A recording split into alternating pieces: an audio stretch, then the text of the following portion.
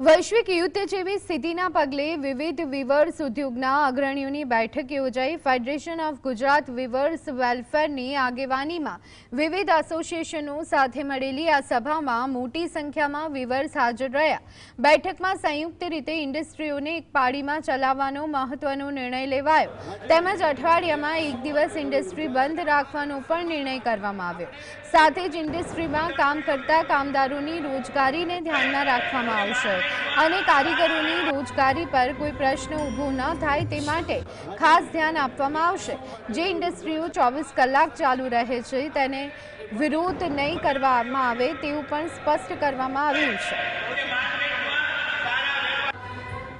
પણ ઇન્ડસ્ટ્રીને કાંઈ પણ તકલીફ હશે તો સરકાર તમારી સાથે ઊભી છે। આ બધું ધ્યાનમાં રાખીને એક મહત્વનો નિર્ણય લીધો છે કે કારીગરને મજૂરી મળવી જોઈએ, એને ખાવાનું મળવું જોઈએ અને એક દીકરાની જેમ કારીગરને અત્યારે સાચવવો પડે, કારણ કે આવડી મોટી ફેક્ટરીઓ હોય એ વર્કર વગર ચાલવાની નથી। તો આ જ્યાં સુધી યુદ્ધનું વાતાવરણ જે બને છે ત્યાં સુધી આ નિર્ણયને કાયમ રાખીશું